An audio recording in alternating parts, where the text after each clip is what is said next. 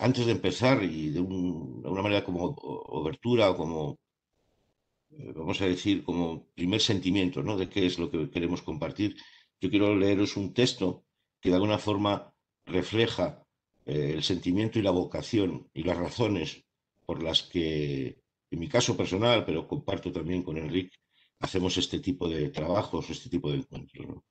Son razones personales y también razones sociales y también razones de activismo. El texto que comparto con vosotros dice así. Cuando yo era joven varón, el milenio pasado, atravesé dos ritos iniciáticos bien distintos. El primero consistió en sentir por primera vez el misterio de aquel mar marinero que me vio nacer, en acariciar despacio aquella mano que me deseaba, en acompañar sin pensar la muerte ante mí de un abuelo que se fue, en tomar conciencia de mi rebelde vértigo al crecer, en llorar sin odiar porque alguien ejerció su libertad de alejarse de mí. El segundo consistió en golpear y ser golpeado por primera vez, en presenciar el juego cruel de humillar al diferente, en llenar mi alma de alcoholes anestesiantes, en pasar empujado bajo aquellos neones rojos, en hacer de mi nariz una aspiradora, en escuchar la vanagloria de los coleccionistas de sexo sin rostro. No miento si digo que toda la masculinidad que me rodeaba y acompañaba aplaudía y jaleaba las etapas del segundo tránsito, ni rastro de intención alguna en compartir conmigo el primer camino que durante mi tiempo adolescente viví solo y silencioso. De tanto patear los paisajes bélicos de aquel segundo hombre, durante largos años me olvidé del primero. Fueron muchas y muchos los que tuvieron de pagar mi olvido con su sufrimiento, yo incluido. Por eso, hace tiempo ya que no escucho por mucho que vocee a quien propone caminar por el liberal desierto egoico de un mandato masculino que deja un reguero de cadáveres a su paso. Más bien al contrario, mi vocación es ahora contar la verdad del lado oscuro de esa mentira idealizada que es ser un hombre de verdad. Por favor, ya no más. Mi nombre es Justo Fernández López, soy un hombre de 55 años, nací en Santander. Tengo un hijo varón, se llama Manuel, de 17 años. Soy escritor, divulgador, investigador en esto que vamos a trabajar hoy, que es la masculinidad, también el narcisismo masculino y la relación de adicciones con la masculinidad, siempre con perspectiva feminista y de sexo-género. Y es verdad que una vez una mujer feminista me dijo, justo tú lo que eres es una activista por la igualdad. Y me quedé, si me permitís, con esa, vamos a decir, esa vocación de trabajar, ¿no? Por una sociedad más justa y por una sociedad más igualitaria, y en particular por la labor que nos corresponde a los hombres. Enrique. Yo soy Enrique Urbano, tengo 30 años, trabajo en la Universidad de las Islas Baleares, estudié Derecho, luego hice un máster en Políticas de Igualdad y Prevención de la Violencia de Género y más tarde me doctoré en Estudios de Género y actualmente doy clases de Derecho Penal y Violencia de Género en la universidad, además de compaginar mi actividad en la universidad con talleres, sobre todo en institutos, acerca de los mitos del amor romántico, luego hablaremos de eso, estereotipos de género y masculinidad. Estoy en esto porque realmente es una vocación que siento que puedo aportar alguna cosa y de alguna forma en cada taller o cada sesión que realizamos siento, por decirlo de alguna manera, el placer de mis propias cáscaras, ¿no? Cayéndose, deconstruyéndome y sabiendo todo lo que tengo que aprender y de todo lo que tengo que ser consciente. Así que aquí estoy con mi compañero Justo y podemos empezar cuando quieras, Justo.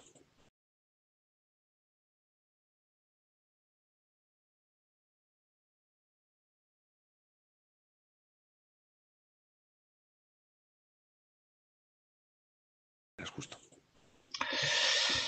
Muchas gracias, Enrique. Fijaros, esta propuesta que tiene el epígrafe, el título del encuentro es Diálogos sobre la masculinidad. Lo que pretende hacer es una mirada sinceramente autocrítica y honesta sobre esto que llamamos la construcción de la masculinidad o la construcción masculina.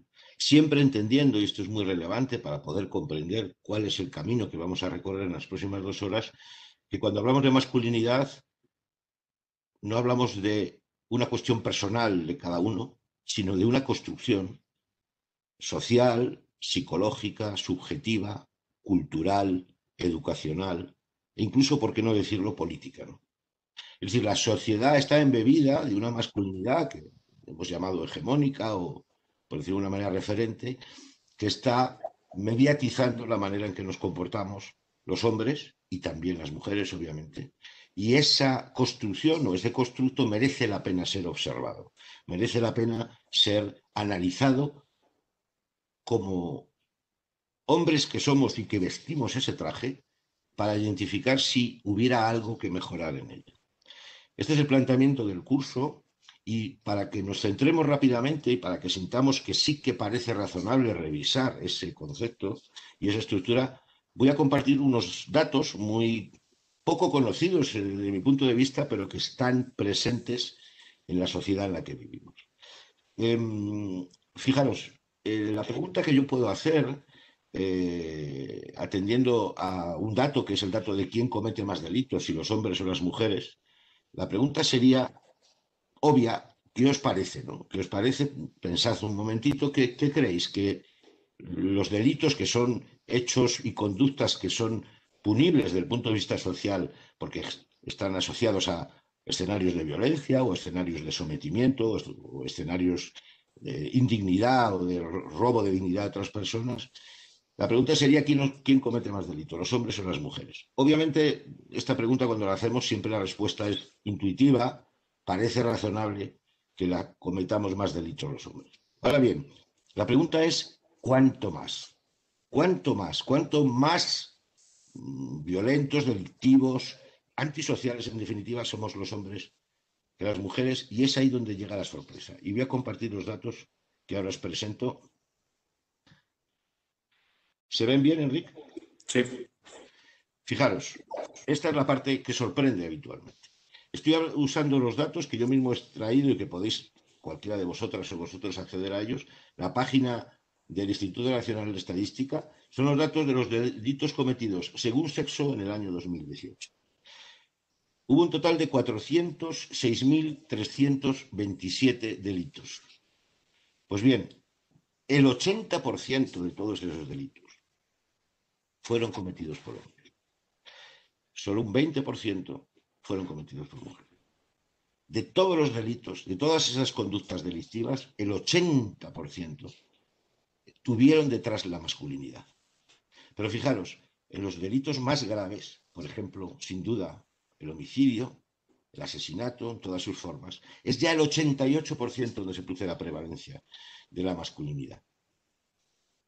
88%.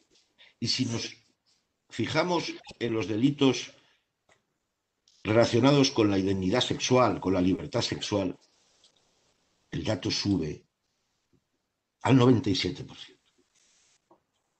97% de los abusos y de las agresiones sexuales son cometidas por varones con una estructura masculina detrás. Incluso, para acabar, el dato de falsedades, el dato de denuncias falsas y de uso falsario de la justicia también es prevalentemente masculino, con un 80%. Esta información o este reparto, vamos a decir, esta prevalencia masculina con estos mismos porcentajes, sorprendentemente, es exactamente igual en todos los países, en cualquier geografía, en cualquier sociedad occidental, oriental. Por lo tanto, parece razonable, y esta es la propuesta que queremos hacer hoy, que algo le ocurre a la masculinidad, porque estos datos no se justifican biológicamente, necesariamente se justifican por una construcción, que es la que vamos a analizar hoy, que tiene que ver con cómo nos hemos hecho, cómo nos hemos construido, cómo hemos entendido la vida a los hombres, que a algunos de nosotros, nada menos que a 500.000 en 2018, nos llevaron a cometer delitos.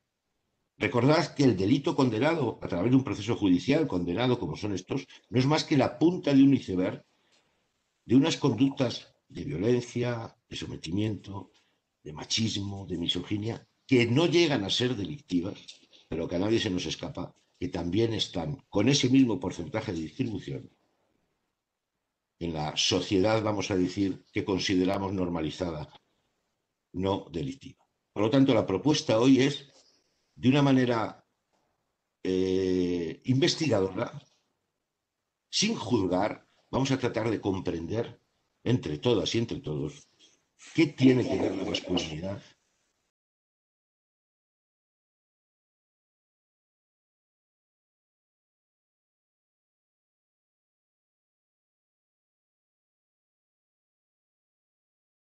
con esto. Enrique.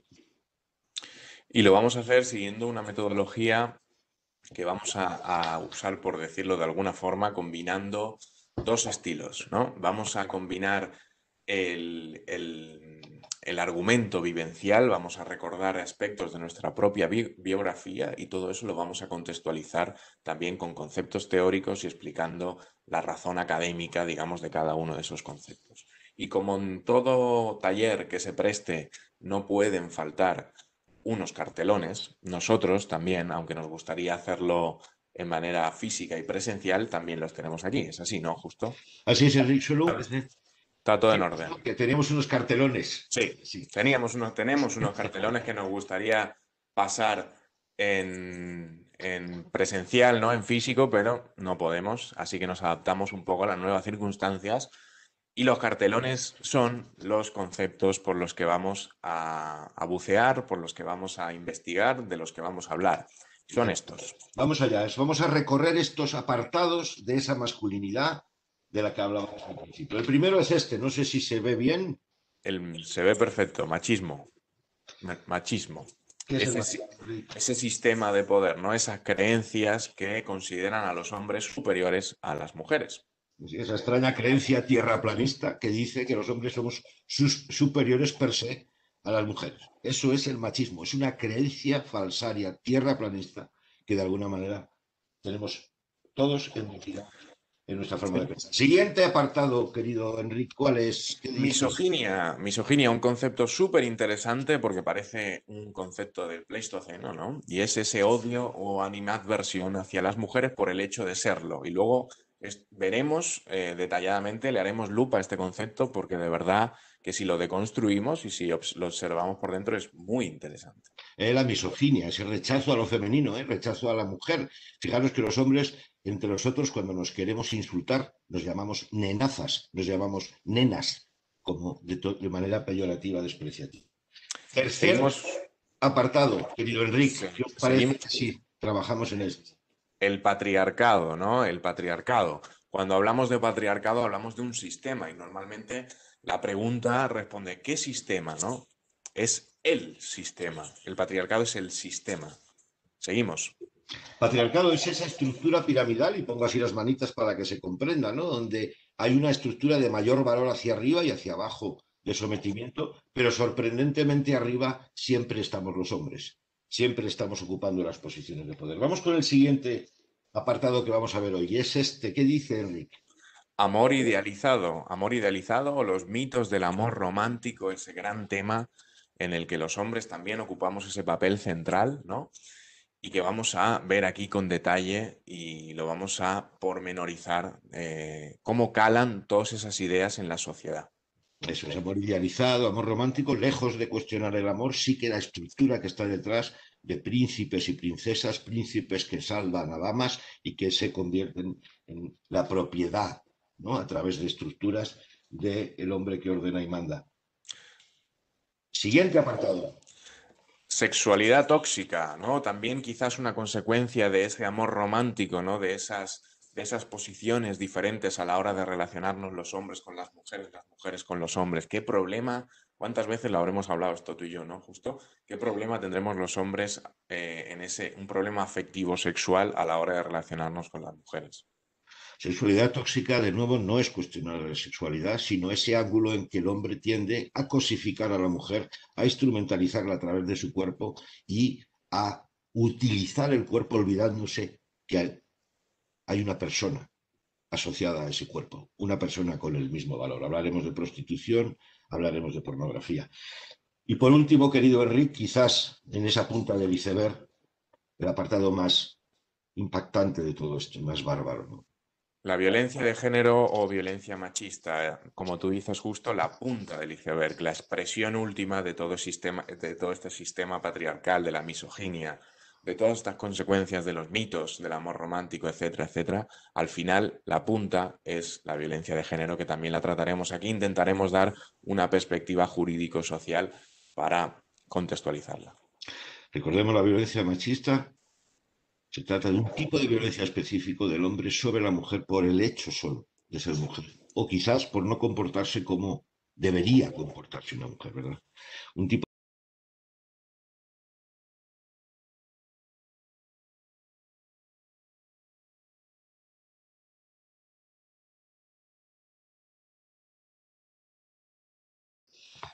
fenomenal. Mirad, vamos a profundizar en ese primer apartado, que es el machismo. Como decía Enrique al principio, vamos a usar siempre vamos a decir, dos herramientas, ¿de acuerdo? Una es la introspección y la revisión biográfica de episodios que pudieran tener que ver en las vidas, tanto de Enrique como la mía, que pudieran tener que ver con el asunto que queremos tratar, ¿de acuerdo? Y después también haremos otra visión más de marco teórico, más pedagógica, que complementarán ambas. Lo que interesa especialmente es que sintamos lo que decimos, que sintamos cómo está enraizado en cada uno de nosotros este elemento que se llama esa masculinidad que queremos deconstruir. Solo así, viéndola en nosotros mismos, es la única forma en que entendemos que podemos transformarla y dejarla atrás. Y por eso, en mi caso, voy a compartir con vosotras y con vosotros algunos episodios de mi propia biografía, que en esa revisión hacia atrás, que yo invito a que también hagamos los hombres, a esa revisión hacia nuestra infancia, hacia nuestra juventud, hacia nuestra madurez, adultez y madurez, si la revisamos con esta nueva mirada, una mirada, vamos a llamarlo de perspectiva de sexo-género, desde luego las cosas se ven diferentes. Y las cosas, los episodios y las historias son reveladores de por qué me he construido como hombre de la manera que me he construido. Y voy a empezar con un episodio que ocurrió en 1969, estamos hablando del milenio pasado, que como os digo, yo descubrí de mi biografía y que para mí ahora es revelador. ¿Te parece, Enrique? Dice así. Imaginemos la siguiente escena rescatada de una pasada normalidad cotidiana. Un vehículo circula por una carretera comarcal semidesierta entre dos pueblos. Estamos en una zona rural del norte de España. Es domingo por la mañana temprano de un hermoso día soleado primaveral. En los asientos delanteros viajan un padre y una madre. Conduce el hombre. En el asiento trasero viaja su hijo, un niño de 4 años.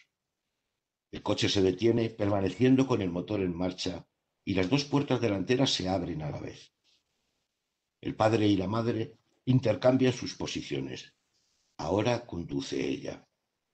El coche retoma el movimiento, pero esta vez se desplaza a tirones, acompañado con el estridente ruido del motor sometido a fuertes acelerones.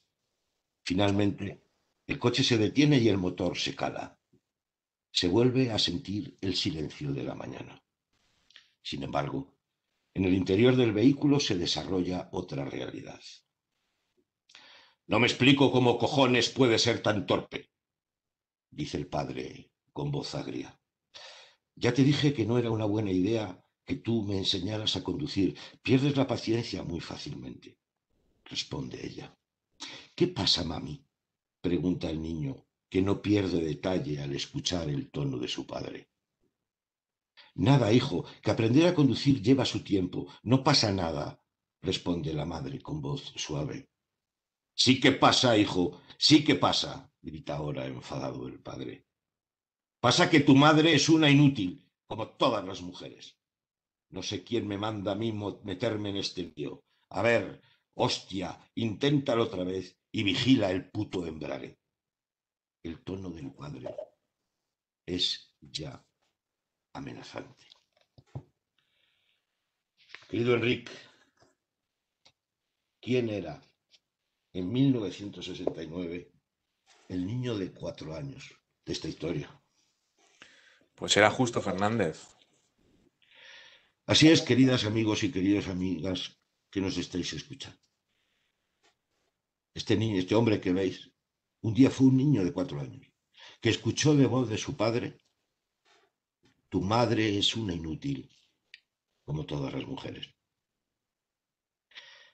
El machismo es una ideología hegemónica que se transmite de esta forma y que dice que las mujeres tienen menos valor que los hombres, que las mujeres a veces, muchas veces, son unas inútiles. Al menos eso me dijo mi padre. Y recordad que los jóvenes varones tenemos a nuestro padre como referente. Y hoy volver a ese episodio y sentir que aquella mandato de mi padre no tiene ningún sentido es liberador. Para mí, para él y para comprenderme. Por supuesto, deciros que mi padre, que ya no está con nosotros, estamos perdonados. No hay hacia él ningún rencor, ningún juicio. Simplemente la constatación de que yo no tengo que ser como mi padre. Enrique. Sí, el curso cero, ¿no? Del machismo. De alguna forma todos los hombres en algún momento hemos recibido ese curso cero sobre el machismo. Normalmente o desgraciadamente a través de nuestro padre, pero no solamente a través de nuestro padre, sino que tenemos muchos referentes masculinos alrededor y cómo se comportan, bueno, pues nosotros lo perpetuamos. Esa misma escena que tú contabas, querido Justo, también podríamos encontrarla todos en algún episodio de nuestra vida con diferente escenario. Quizás yo podría reconocerla no en un coche, pero sí en la cocina, no hace tantos años, a la hora de, pues, por lo visto, valorar una comida que en realidad estaba, al parecer, de un hombre demasiado salada. Todo eso de alguna forma nos va impregnando y de alguna manera también lo vamos reproduciendo a la hora de relacionarnos con otros hombres y también con otras mujeres. Así es, vamos a invitaros de alguna manera a hacer este viaje hacia el pasado, ese viaje hacia una especie de cuéntame, ¿no? Con perspectiva de sexo, género, revisando, y os invito a que lo hagáis, cómo eran las cosas cuando eres niños, cómo eran las cosas cuando eres jóvenes, del mismo modo que hemos hecho nosotros, porque es revelador y nos permite entender mejor dónde tenemos y queremos trabajar en esto de la masculinidad, ¿no?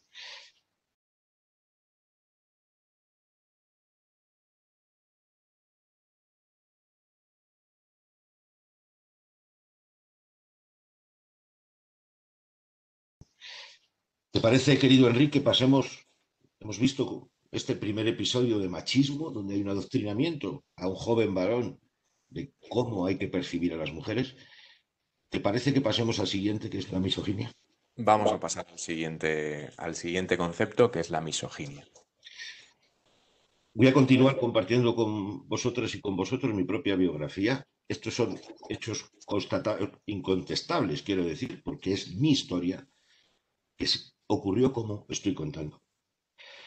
Voy a seguir hablando de mi padre, voy a seguir hablando de mi familia y pues lo quiero poner en común solo para que si fuera útil para comprender, ¿de acuerdo?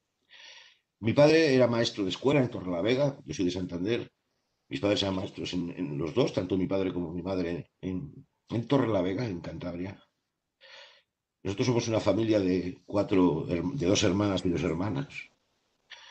Y mi padre murió, por desgracia, cuando yo tenía solo 6 años. Por tanto, mi madre se quedó viuda con 4 hijos, 2 chicas y 2 chicos. Y me gustaría que en este Cuéntame con perspectiva de género, en este viaje al pasado, tratáramos de visualizar, y os invito a hacerlo, cómo fue aquel día del funeral de mi padre. Mi padre era un hombre, era maestro de escuela y era un hombre profundamente conocido en la ciudad y muy querido. Y a su entierro fueron cientos de personas.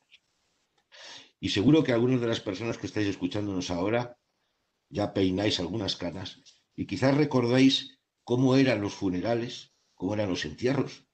En esta época, estoy hablando ahora de 1972. Y había un ritual un tanto macabro que consistía que la familia del difunto, la familia próxima del difunto, se presentaba en la puerta de la casa, del domicilio, con las coronas a ambos lados de la familia. En el caso de mi padre, las coronas decían tus alumnos, tus compañeros de claustro, tus inspectores, y el pueblo entero pasaba por delante de la familia a presentar sus respetos y a dar el pésame.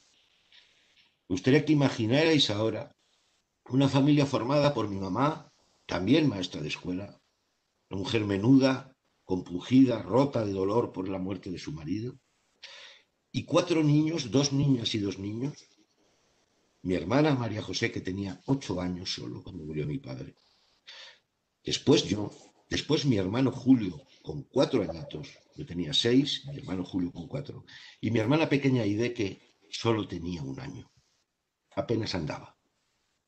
Mi mamá se quedó viuda, vamos a decir así, con 4 hijos con estas edades. Mi hermana María José, 8 años, después yo con 6, mi hermano Julio con 4 y mi hermana pequeña con 1. Tengo que hacer un inciso aquí para comprender bien lo que os voy a contar. Y es que mi hermana mayor, María José Fernández López, hoy es doctora y profesora de topología algebraica en la Universidad de New Hampshire, en Estados Unidos. Es una eminencia en el mundo de las matemáticas, es reconocida a nivel internacional porque es una crack. Mi hermana mayor, mujer, ella, es una investigadora notable y ella escribe estudios académicos y libros que yo no entiendo ni de título. Ahora quiero que imaginéis cuando éramos pequeñitos a mi hermana, a mí, a mi hermano, a mi mamá y a mi hermana pequeña, y todo un pueblo pasando por delante de nosotros a darnos el pésame. Cientos de adultas y de adultos pasando por delante y a darnos el pésame. ¿Qué crees, querido Enrique, que todos esos adultos y adultas que venían a darnos, a presentar sus condolencias me decían a mí? Pues esa frase lapidaria, ¿no? De ahora tú eres el hombre de la casa. Así es. Me gustaría que sintieras a este niño de 6 años con su hermana mayor y con su mamá, pero los adultos y las adultas se dirigían a él diciéndole, mi más sentido pésame, ahora tú eres el hombre de la casa, ahora tú eres el hombre de la casa, ahora tú eres el hombre de la casa, una y otra vez, pero no solo el día del funeral de mi padre, sino durante toda mi infancia y mi juventud, en un desprecio absoluto al papel de mi madre, en un desprecio absoluto al papel de mi hermana mayor, que era mayor que yo y por lo tanto, si hubiera algo que pudiera tener sentido es que fuera ella la que se ocupara o de alguna manera la que tuviera más autoridad, pero no, yo era el varón. Y la sociedad me entregó con 6 años el báculo, el cetro de hombre de la casa. La mala noticia para un niño de 6 años, cuando le reiteras una y otra vez ahora es el hombre de la casa, es que te lo crees. Esta es la manera en que se introduce, se inocula en un joven varón, en mi caso, podéis revisar vuestras propias biografías en este sentido, esa, vamos a decir, esa superioridad, ese supremacismo y de desprecio a la mujer, ellas no pintan nada. Nosotros tenemos el rol de hombre de la casa. Así es como se adoctrina en misoginia, así es como se adoctrina en machismo. Yo voy a aprovechar lo que hago siempre, es para pedir por favor a los adultos de hoy que jamás le digamos a un niño, ahora tú eres el hombre de la casa. Pero sobre todo, jamás se lo digáis a mi hijo. Mi hijo será lo que él quiera ser.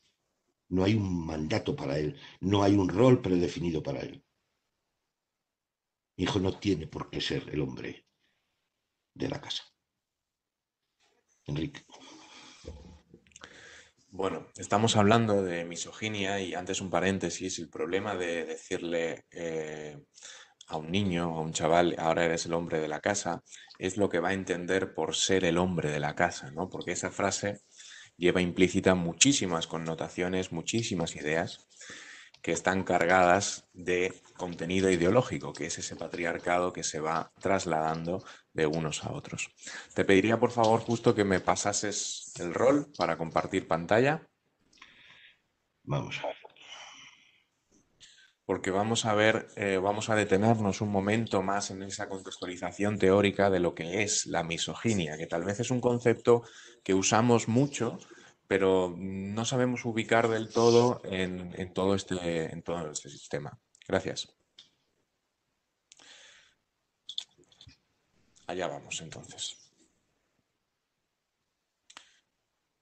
Bueno, espero que lo estéis pudiendo ver. Si no es Perfectamente, así, sí. muchísimas gracias. Vamos allá, ¿vale? Vamos a hablar, como os he dicho, de misoginia, que es, como decía, un concepto que usamos habitualmente y que tal vez no conocemos en profundidad todo lo que significa. Es bastante más grave de lo que parece la misoginia, ¿no? Porque parece que se usa indistintamente, incluso a veces entre misoginia, machismo, patriarcado, parece que hay ahí un lío de conceptos, pero conviene situarlos, ¿vale? La misoginia es ni más ni menos que el odio o desprecio a la mujer. Y es odio o desprecio a la mujer por parte de los hombres. Y esto es bastante importante entenderlo. Es decir, este concepto solamente existe en ese odio o animadversión de los hombres hacia las mujeres, ¿vale? Misoginia. Y es por el hecho de ser mujer. Odio, mujer. Misogyne. Odio, mujer. Y está basado en tres supuestos argumentos históricos o tres ejes fundamentales entre los que encontramos la superioridad, la supuesta inferioridad moral de las mujeres, una supuesta inferioridad intelectual de las mujeres y una supuesta inferioridad biológica de las mujeres. Alguno o alguna puede pensar, pero ¿qué está diciendo este tipo, no? ¿Cómo puede ser que esas tres ideas, ni siquiera una sola, se puedan conjugar y reproducirse a lo largo de toda la historia? Porque podríamos pensar que esto es una cosa superada, pero que va, al contrario, lo vamos perpetuando. Y estamos perpetuando una misoginia que se basa en estos tres ejes. A ver, ¿se ve bien la pantalla? ¿Todo bien? Que he visto ahora un mensaje, ¿todo en orden? Sí, sí, todo en orden, por lo menos por mi parte. Vale, perfecto, perfecto. Se basa en estos tres ejes, ¿de acuerdo? Supuesta inferioridad moral, intelectual y biológica. Vamos a centrarnos en cada una de ellas para que veáis cómo han ido evolucionando y de alguna manera cómo las hemos recogido. Antes, deciros que esta supuesta inferioridad de las mujeres, tanto moral como biológica como intelectual, es decir, la misoginia, el concepto de la misoginia es un concepto que es un odio hacia las mujeres por parte de los hombres y que además es por naturaleza, es decir, durante todos los estudios académicos, durante la historia, ese odio hacia las mujeres es considerado de manera natural, es decir, no tener ese odio o tener vacío esa parcela de odio, animadversión hacia las mujeres, supone ir contra natura. Fijaros hasta el punto en el que llegamos, ¿no? Esa misoginia la podemos detectar en numerosos ámbitos del conocimiento, no solo en la filosofía, en la historia, sino todas las disciplinas que investiguemos, en las que nos metamos, en las que empecemos a leer un poquito, pues nos daremos cuenta de diferentes ejemplos, tanto en la economía como en la filosofía, en la medicina, ya lo veréis, ¿de acuerdo? Aquí os he traído unos cuantos autores, pero podríamos encontrar ejemplos de muchísimos autores y en diferentes ámbitos. Digo muchísimos autores porque evidentemente son hombres. ¿Por qué? Por nada más que por el acceso al conocimiento, por el acceso a las publicaciones y por el acceso a poder participar, ¿no? de crear ese conocimiento. Vamos a la supuesta inferioridad moral. A mí me hace mucha gracia este eje, mucha gracia entre comillas, entiéndase, ¿no? porque al hablar de moral, la primera entidad o la primera institución que nos habla de moral es la Iglesia, ¿no? La religión. Y entonces deberíamos cuestionarnos para empezar eso. A medida que el poder de la Iglesia aumenta, el poder de las religiones aumenta, disminuye en ese poder la presencia de la mujer en los lugares de culto, entre otras cosas, ¿no? Y además, en nuestro caso aparece el mito, el gran mito de Eva, ¿no? Que ya ha culpado a las mujeres, ha culpabilizado, ha renegado a las mujeres ese desprecio al género femenino porque supone, bueno, pues impregnarse de toda esa, del pecado, ¿no? De lo malo, de, de alguna forma la tentación que supone la mujer. Esa supuesta inferioridad moral, como os decía, la va perpetuando sobre todo la iglesia, sobre todo las religiones, que va calando en la sociedad, en el mensaje social que posteriormente se va trasladando, ¿no? De generación en generación. Os he traído algunos ejemplos porque a mí me gusta bastante el tema de la mitología, el tema de la historia, sobre las imágenes de mujeres que encontramos en los libros antiguos, ¿no? En la historia, en los libros de conocimiento. A la izquierda de vuestras pantallas, supongo que debe ser a la izquierda, tenéis la imagen del mito de Eva, ¿no? Pero a la derecha os he traído una imagen que no sé si la conocéis y corresponde a Lilith, que es una mujer en la mitología de la que no se habla. Lilith es la primera mujer realmente. Y es la primera mujer, lo que pasa es que no se la tiene en cuenta porque la historia de Lilith es apasionante. Fue la mujer que huyó o no hizo caso a Dios, no se sometió a Dios y huyó del paraíso, ¿no? Lilith, que es considerada la primera diablesa, ¿no? Y la traigo, me gusta traerla mucho porque el mito de Lilith empieza así, ¿no? Que Dios creó a la mujer, pero en vez de con polvo puro, ¿no? La creó con heces y suciedad. Fijaros en esto, ¿eh? Con heces y suciedad.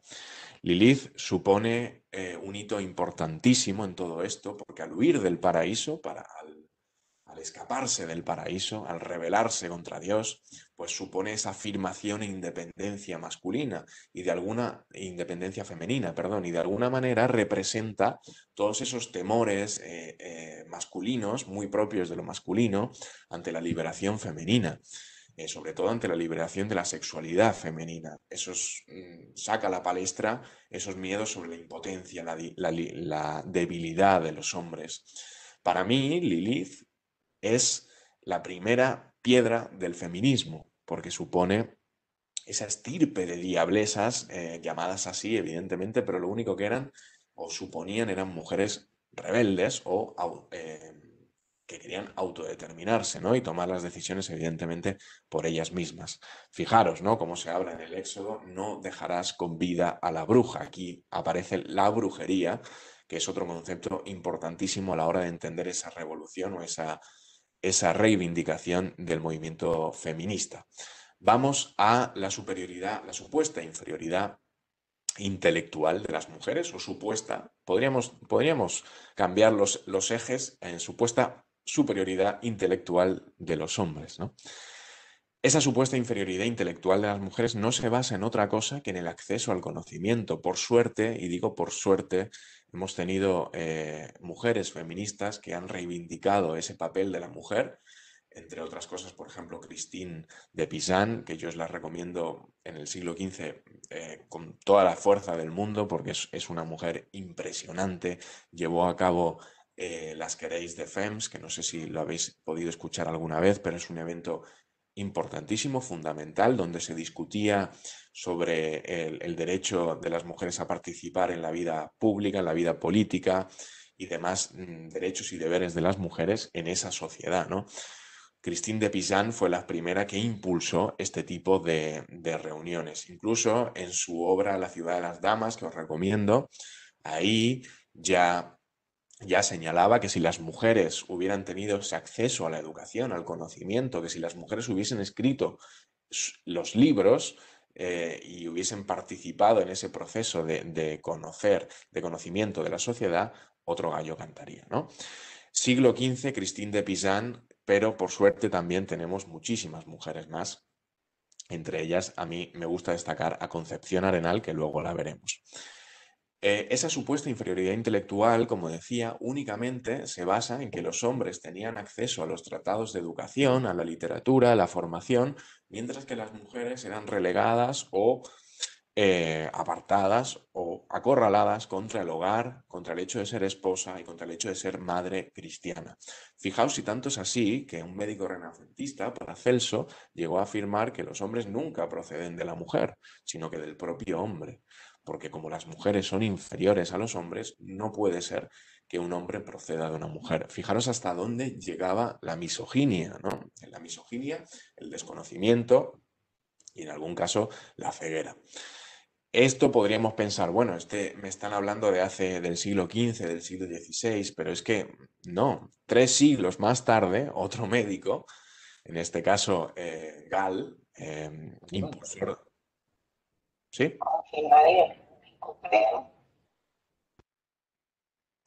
Nada, nada, ¿no? No, no, continúa, Enrique. Vale. Impulsor de la frenología, la doctrina que estudia el cerebro, decía que las mujeres, por la morfología del cráneo, basaba esa inferioridad intelectual en la morfología del cráneo, es decir, que como las mujeres tienen el cráneo más pequeño, por lo tanto son inferiores intelectualmente a los hombres.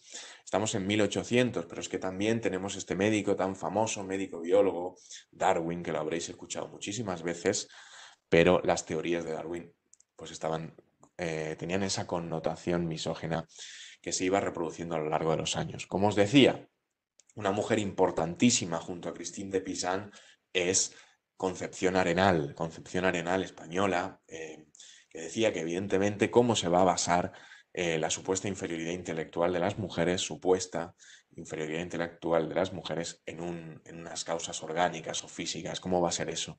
Sino que se trataba en una cuestión de acceso a la educación, de acceso a la enseñanza, y que si las mujeres hubiesen tenido ese acceso a la educación, ese acceso a la enseñanza, en ningún caso podríamos hablar de esto. Y probablemente estaríamos ante otra historia, es decir, ante otra historia en mayúscula, digamos, ¿no? Porque las mujeres habrían intervenido en esa construcción del relato histórico.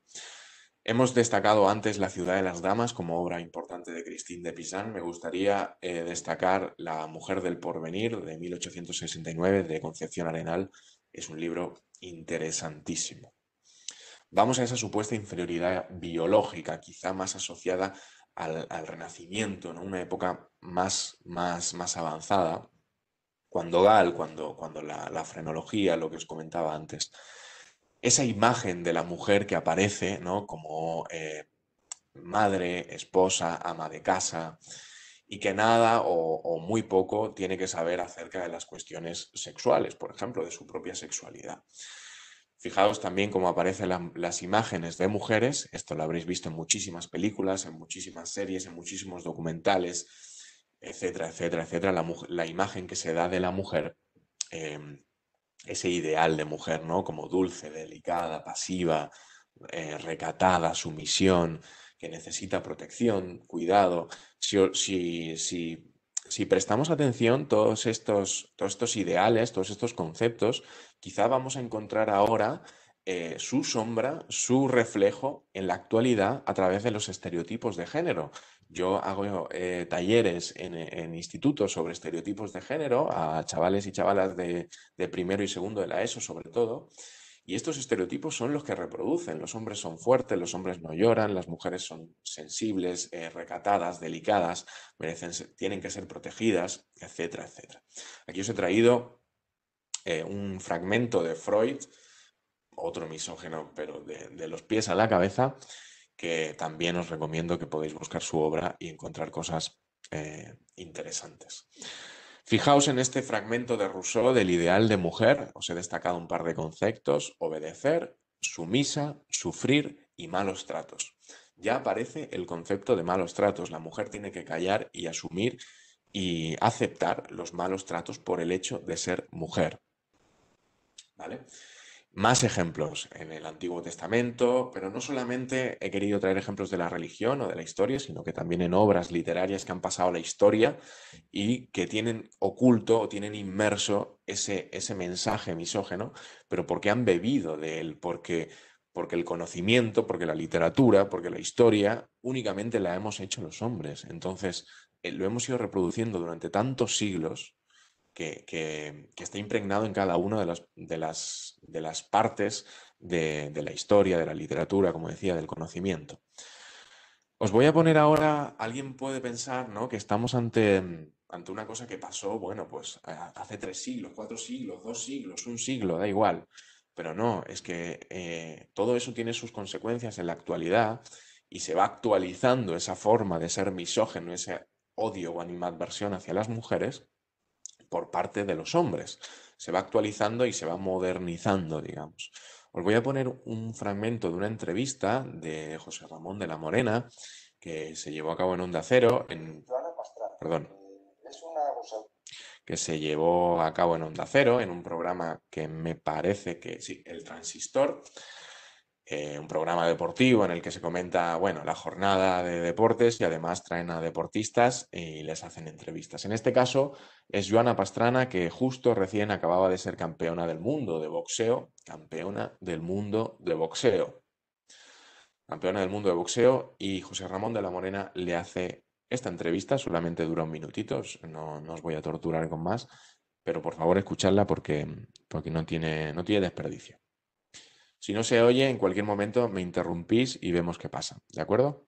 Vamos allá. Joana Pastrana, es una abusadora madrileña muy joven que había dejado su profesión de camarera en una cafetería para intentar ser campeona del mundo. El viernes se proclamaba campeona del mundo y viene con su cinturón. Joder, el cinturón pesa de la campeona del mundo. Felicidades. Muchísimas gracias. Pesa. Bueno, como lleva los 2 espejitos, esto te sirve para maquillarte. Esto lo pones Un momento. encima de la mesilla y te da un retoquito antes de... ¿no? Yo me maquillo poco, pero para echarte un vistacito antes de salir de casa. No, Sí, Rick, si puedes subir el volumen de esto y lo pones de nuevo, por favor. Si puedes, ¿eh? Sí, creo que está al máximo por mi lado. Joana Pastrana, es una abusadora madrileña muy joven que había dejado su profesión de camarera en una cafetería para intentar ser campeona del mundo. El viernes se proclamaba campeona del mundo y viene con su cinturón.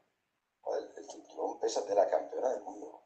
Felicidades. Muchísimas gracias. Pesa y bueno, como lleva los 2 espejitos, esto te sirve para maquillarte. Esto lo pones encima de la mesilla y te da un retoquito antes de... ¿no?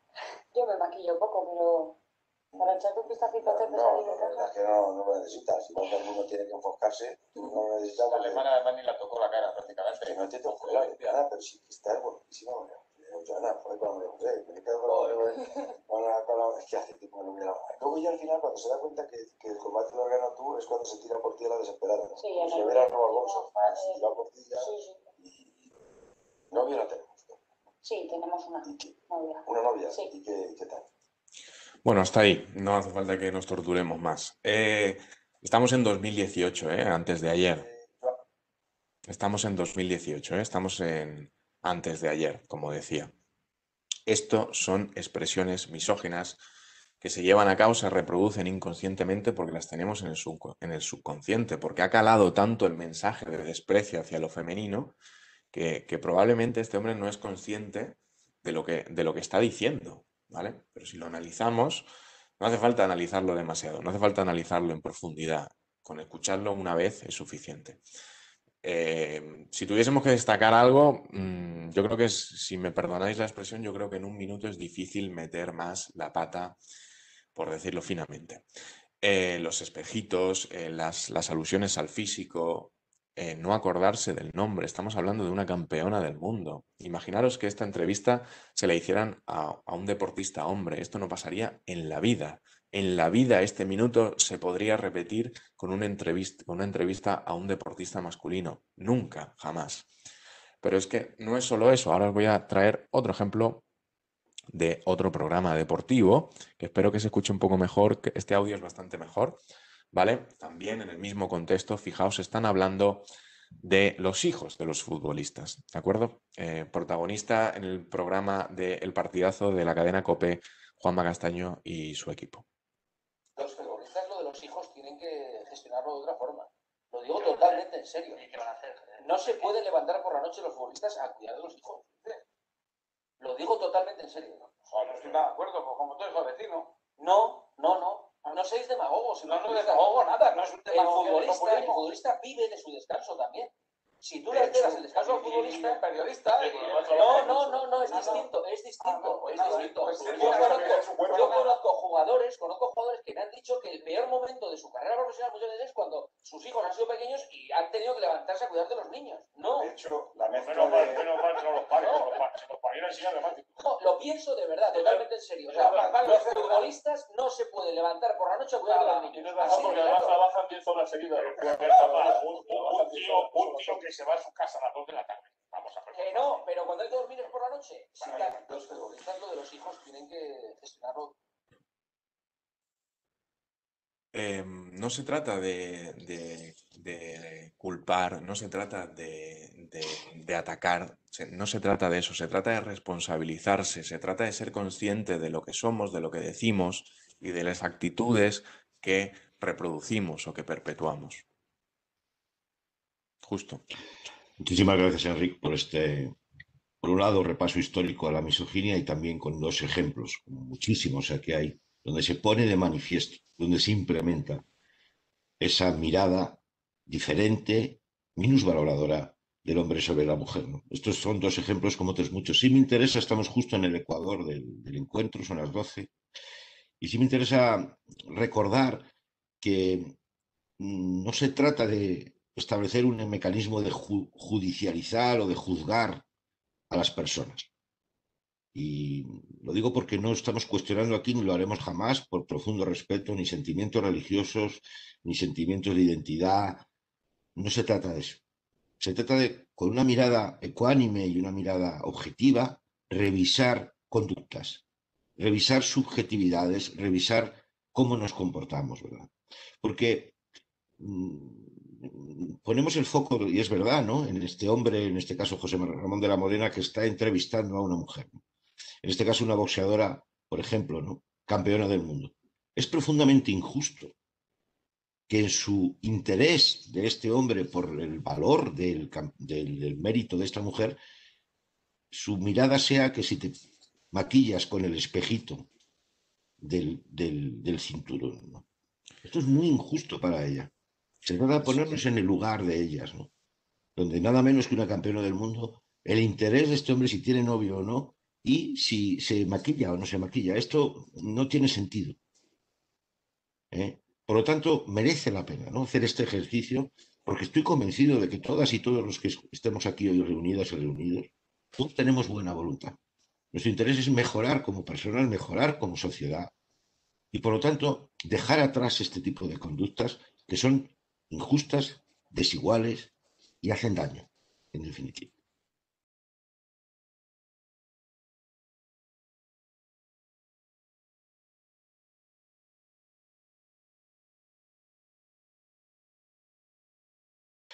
Dicho esto, Enrique, ¿te parece que pasemos al siguiente elemento? Sí, claro, evidente. Vamos a ir a por el patriarcado, ¿de acuerdo? Y lo vamos a hacer de nuevo, si me permitís, con una revisión de mi biografía para comprender cómo se construye esa estructura que decíamos al principio, esa estructura en forma de pirámide, donde unos seres humanos someten a otros hacia abajo a través de la violencia, a través de la presión o de la minusvaloración, en esa sensación de desigualdad de valor. Y sorprendentemente también hay arriba, en esas estructuras de poder, tanto en las direcciones de las empresas como en las estructuras organizativas, arriba siempre están los hombres. Mirad, el episodio que os voy a contar me ocurrió cuando yo tenía 12 años. Por razones que no vienen al caso, ya sabéis, ya me conocéis un poco más, mi papá y mi mamá eran maestros de escuela, pues que además coincide que yo, pues es verdad, tenía una cualidad y tengo una cualidad, que no una virtud, y es que mi nivel intelectual o mi coeficiente intelectual, por lo visto, era un poco más elevado de la media. En definitiva, era un muy buen estudiante, y yo con 4 años ya sabía leer, multiplicar, restar, dividir. Tenía como una cierta, esa cualidad, insisto, no una virtud. ¿Por qué cuento esto? Porque a lo largo de toda mi experiencia académica, mis padres decidieron que era buena idea adelantarme 2 años en los estudios. ¿Eso qué significa? A los que os acordáis, que tenéis una cierta edad, os acordáis de la EGB, pues que sepáis que yo con 4 años ya cursé primero de EGB, con 12 años primero de BUP y con 16 años primero de universidad. Esto es una barbaridad, esto está prohibido ahora, pero entonces sí se podía hacer. 2 años adelantado. Significaba eso que todos mis compañeros y compañeras, tanto en el colegio como en el instituto, tenían 2 años más que yo, incluso más, ¿no? Yo no quiero que viajemos de nuevo a cuéntame, a este pasado con perspectiva de sexo-género, e imaginéis a un chavalito de 12 años, con una cara de niño, pero muy de niño, que llega por primera vez a un instituto, deja el colegio, donde en el colegio estaba bien cuidado, no era muy relevante que fuera 2 años adelantado, porque todos éramos niños, pero cuando llegas al instituto ya ahí sí que te vas a encontrar con jóvenes que van desde los 14 hasta los 18 o hasta los 20 años, porque antes se podía hasta tripitir. Pues este jovencito de 12 años llega a ese primer día de clase en septiembre de 1977, llega a ese primer día de clase a este instituto, el Instituto Besaya de Torlavega. Además, hacía buen tiempo y yo no cometí la temeridad, mi mamá no se dio cuenta y yo tampoco, de entrar en el instituto, que ese primer día estaba el patio lleno de chavales y chavalas, entrar vestido con pantalón corto. Ahora no tiene mucha importancia, pero seguro que los que tenéis una edad como yo, sabéis que entrar en un instituto con toda esta chavalería de mayorona, vamos a decir, de chavales mayores, con pantalón corto era una temeridad.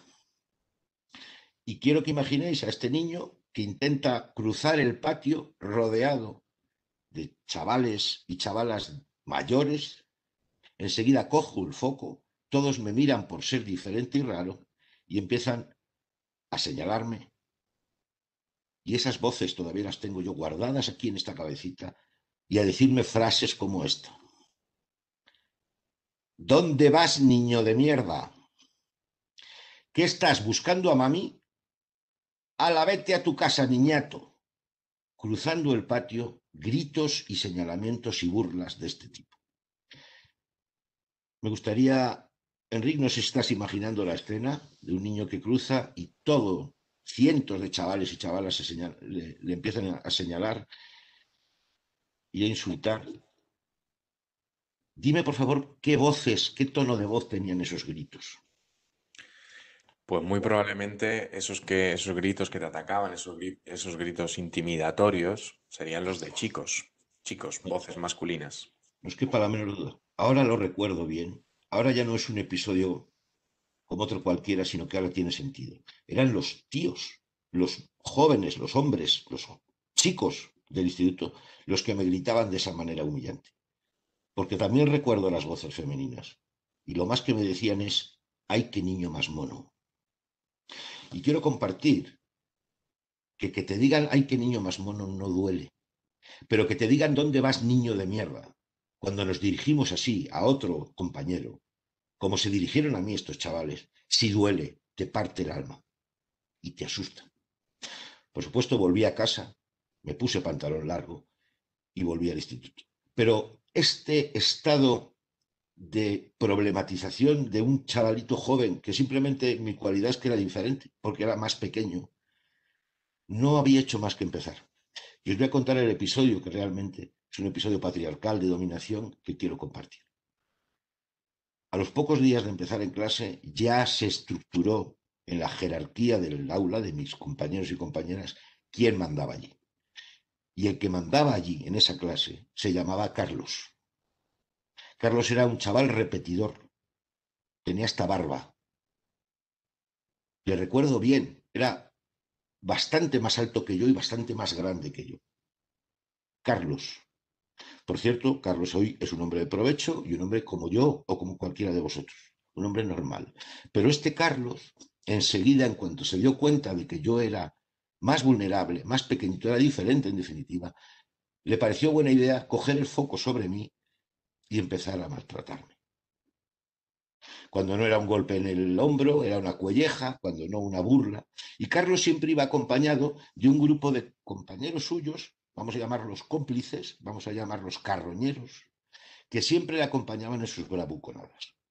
Y se reían de las bromas de Carlos. Carlos hacía bromas sobre mí y los demás se reían, todos chicos.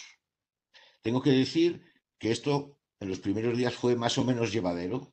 Era una tortura para mí, pero bueno, se podía llevar. Pero Carlos no estaba dispuesto a parar. Y hubo un día, entre clase y clase de dos profesores, os recuerdo que entre clase y clase, si alguno sois profesor o profesora en un colegio, entre clase y clase pasan cosas. Cuando un profesor se va hasta que vuelve el siguiente, ocurren cosas en el aula. Pues un día concreto, este amigo nuestro, este Carlos, decidió que era buena idea. Ya notaba que era un día especial, que había muchas risas, habían preparado algo para mí. Decidió que era buena idea, como no había ningún adulto, dirigirse hacia mí, cogerme de la pechera, sacarme del pupitre y arrastrarme con violencia y encerrarme en uno de los armarios que había en el lateral del aula. Un armario donde se guardan los abrigos. Y como estaba vacío, porque en septiembre nadie llevaba abrigo. Y me encerraron dentro. Mientras me llevaban, pues yo intentaba zafarme, por favor, dejadme, qué broma, venga que sí, ya está bien, imaginaos, ¿no? Suplicando que no me hicieran daño. Pero me encerraron en el armario, Carlos y sus amiguitos. Se burlaban de mí, me insultaban y se reían de mí. Su objetivo era meterme en ese armario. Mirad, se pasa muy mal cuando te hacen esto, muy mal, porque te sientes violentado. Pero bueno, no deja de ser una broma. Y me encerraron, pusieron el pie, no me dejaban salir, todo estaba oscuro. Hubo un momento en que Carlos retiró el pie y la puerta se entreabrió y yo pensé que me iban a dejar salir. Y me incorporé. Pero su idea no era dejarme salir todavía. Habían ido a buscar un montón de periódicos, de hojas de periódico. Lo metieron, me empujaron de nuevo, los metieron dentro del armario. Los prendieron fuego y volvieron a cerrar la puerta. Quiero que imagináis a un niño de 12 años en un armario encerrado oscuro con un montón de periódicos echando humo que además de no ver nada ya no podía respirar.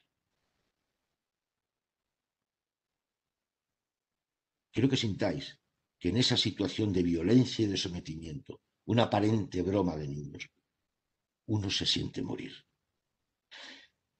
Me gustaría, Enrique, porque cuando Carlos me arrastraba hacia el armario, además de la algarabía y de los burlas y los insultos, también había algunas voces que yo recuerdo perfectamente que decían: dejadle en paz, le estáis haciendo daño, dejadle en paz. ¿Me podés, Enrique, ayudar a recordar qué tono tenían esas voces? Pues sería el de tus compañeras, con un tono femenino. Exacto. Ellas, mis compañeras de clase, decían por favor, empatizaban conmigo, por favor, dejadle en paz, pero ellos no. No todos, unos poquitos. Carlos y su cuadrilla de fratría, ellos no atendían a esas voces. Querían burlarse y violentarme. El resto de los muchachos estaban en silencio cómplice. Durante varios minutos, no sé cuánto tiempo pasó, yo me sentí morir, me puse en posición fetal y esperé no sé a qué. Se llama indefensión ante la violencia. No sé el tiempo que pasó. Es verdad que de repente se hizo el silencio y la puerta se quedó entreabierta, pero yo no me atrevía a salir.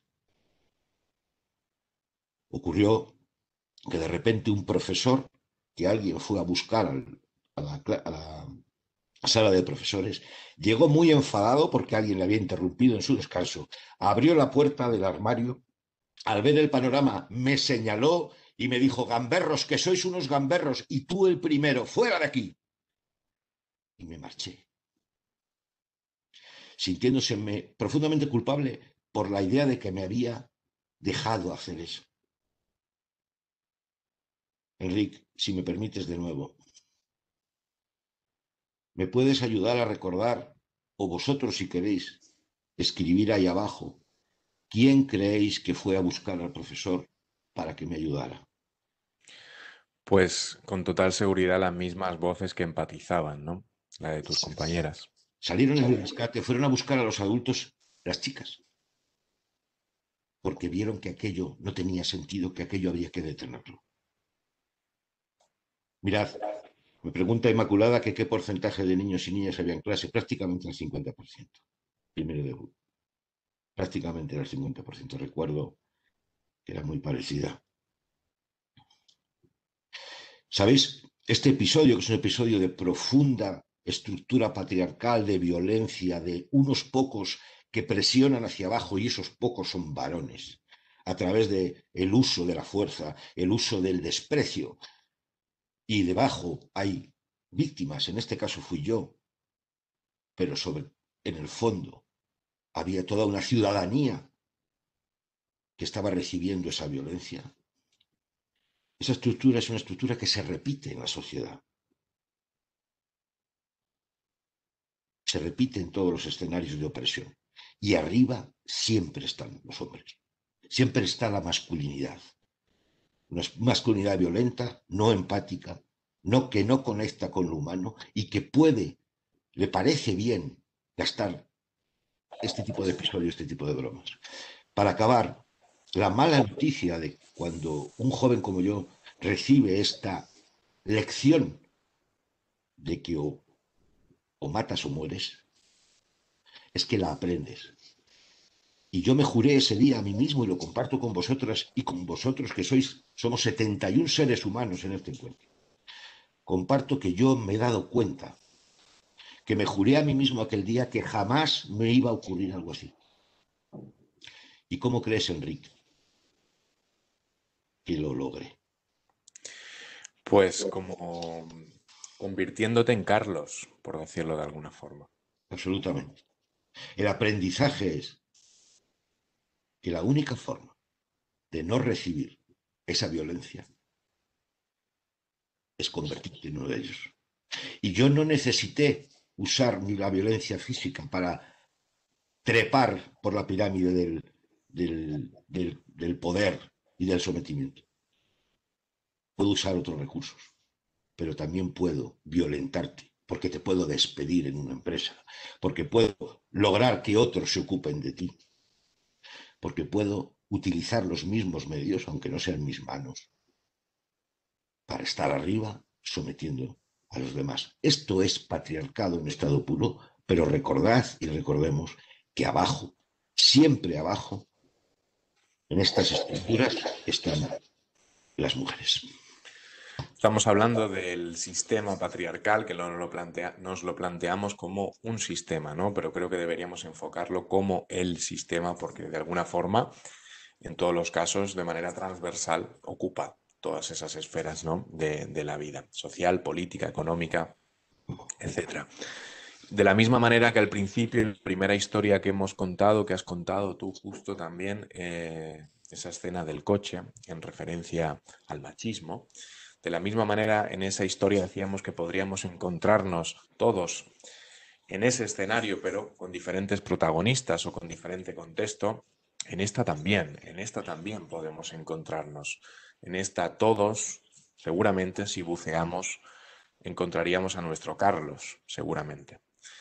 Yo tengo que decir, somos dos hombres, tú justo y yo somos dos hombres de generaciones distintas, ¿no? Por una cuestión de edad, nada más. Y yo también encuentro ese Carlos, en mi caso se llamaba Nando, hoy es arquitecto, y también quería compartir con vosotros que fueron episodios también muy duros en los que tampoco entendía realmente qué es lo que pasaba. Me siento muy identificado cuando hace referencia a esa posición dentro del armario, porque de alguna manera todos nos hemos sentido así, frágiles, pequeños, indefensos, y la forma que tenemos de rebotarnos contra eso es convertirnos en Carlos, ¿no? En convertirnos en intentar trepar hasta arriba y no bajar nunca más, porque sabemos que abajo está la sumisión, está el dolor, está sufrir, ¿no?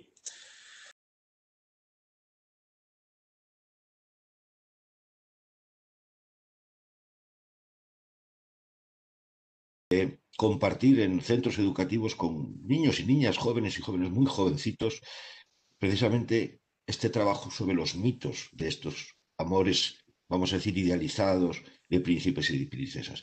Y Enric nos va a sumergir en ese trabajo que él ha realizado y que sigue realizando durante mucho tiempo. Vamos a hacerlo y vamos a hacerlo compartiendo la pantalla, que espero que ya estéis pudiendo ver.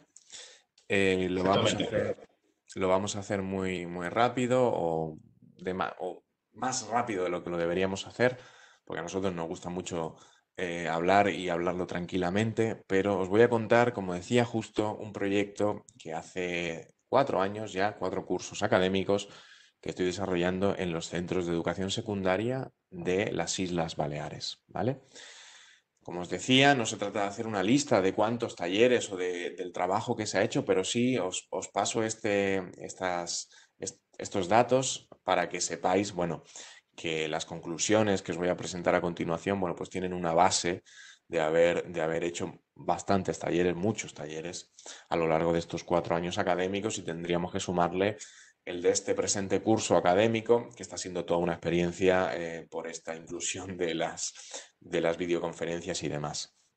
Pero vamos a centrarnos en eso, en estos 4 años pasados, como os decía, en centros de la comunidad autónoma, en Mallorca, Menorca, Ibiza y Formentera, y cualquier tipo de centro. Nunca he tenido ninguna objeción ante ningún centro. Todo aquel que me ha llamado he ido. Centros privados, públicos, concertados, formación profesional. Voy allí donde quieren que vaya y yo estoy encantado. Al final todo esto supone que alrededor de unas 15.000 personas a finales del curso pasado habían recibido el taller. ¿Y en qué consta el taller? Pues un repaso por los mitos del amor romántico.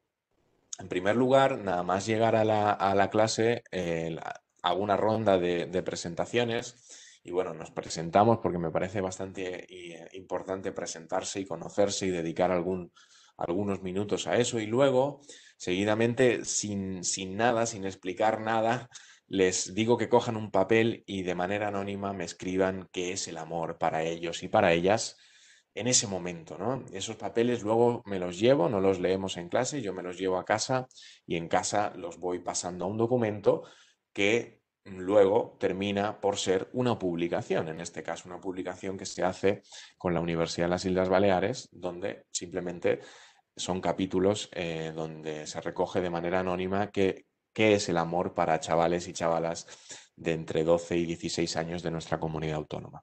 Pero antes de eso, mejor dicho, después de eso, lo que les propongo es una dinámica muy sencilla, la dinámica del semáforo. Les reparto unas tarjetas, una verde, una amarilla y una roja, para que puedan expresar su opinión a las frases que yo les voy a compartir. Si están de acuerdo con la frase que les voy a compartir, tienen que levantar la verde. Si no están de acuerdo, la roja. Y bueno, si regular o sí, pero no, pero sí, la amarilla, ¿no? Muy fácil, muy sencillo. Os voy a presentar ahora los resultados que se han obtenido de algunas de esas frases, los porcentajes que se han podido observar y recoger después del trabajo hecho, ¿de acuerdo? Por ejemplo, una frase sería: si quiero a alguien, tengo que contárselo todo. Fijaos en el resultado. Mayoritariamente no, porque es cierto que tienen muy claro eso de la intimidad, de la privacidad. Lo que pasa es que habría que ver hacia dónde la orientan, ¿no? Esa intimidad o esa privacidad, porque también existe esa idea contundente de pensar de que si quieres a alguien, pues tienes que contárselo todo y no tiene que haber secretos, y sobre todo tienden a confundir mucho lo que es la confianza, que es verdad, que es fundamental en una relación de pareja, pero con la pérdida de privacidad o la pérdida de intimidad. Seguimos. La frase estrella para mí, ¿no? Lo que sería por llamarlo de algún modo, el trending topic de este taller. Los celos son una prueba de amor. Fijaros en el resultado súper contundente. Existe una creencia fortísima a pensar que si me quiere, y lo traigo con palabras que me dicen, ¿no? Si me quiere, me tiene que celar, me tiene que celar, se tiene que interesar por mí. Y los celos demuestran que le importo. Y también existe una creencia muy extendida que es la de pensar que hay celos buenos y celos malos. En los celos, yo les digo en estos casos, bueno, los celos malos sabemos cuáles son. A ver si me encontráis un ejemplo de celos buenos. Llevo 5 años haciendo este taller, jamás en la vida han conseguido darme un ejemplo de celos bueno, porque no los hay, ¿no? También existe esa creencia de pensar de que los celos son buenos hasta un punto, es decir, el hecho de que yo puedo controlar hasta dónde voy a ser celoso o hasta qué punto voy a ser celoso. Error. Otra frase, en alguna parte hay alguien predestinado para cada persona, tu media naranja. Otro de los mitos del amor romántico muy extendido también, y en el que existe una firme creencia de esa posibilidad de encontrar a alguien que nos complete, que nos haga seres perfectos y felices, ¿no? Esa sensación de estar incompletos y que necesitamos de encontrar esa persona para poder ser plenamente felices en el amor y en todas las facetas de la vida. El verdadero amor te hará sufrir. Oye, una cosa que yo no entiendo, ¿cómo es posible ligar el amor, que es una cosa buena, que es una cosa positiva, al sufrimiento, al dolor? Pues existe esa creencia muy, muy, muy arraigada entre los chavales y las chavalas de esta comunidad autónoma, aunque me imagino que esto debe ser también a nivel estatal y que se deben repetir parámetros en todas las comunidades autónomas, sino en la mayoría, porque entre los diferentes centros de la comunidad autónoma, ya sean en la ciudad, en Palma o en diferentes pueblos, el parámetro o los patrones son los mismos, se van reproduciendo. A ver, esta, también les digo, esta no es de amor, pero a ver qué pensáis. ¿Pensáis que hay igualdad entre hombres y mujeres en la actualidad? Fijaros en la pregunta, ¿eh? Y la respuesta es la siguiente.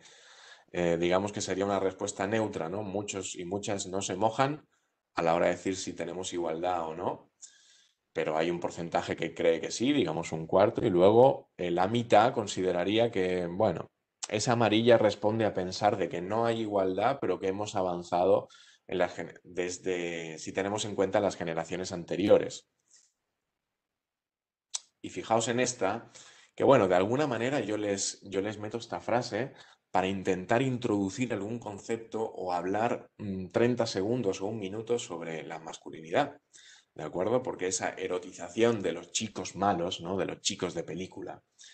Fijaos en el resultado final. El resultado es positivo, es ampliamente positivo las conclusiones a las que debemos llegar.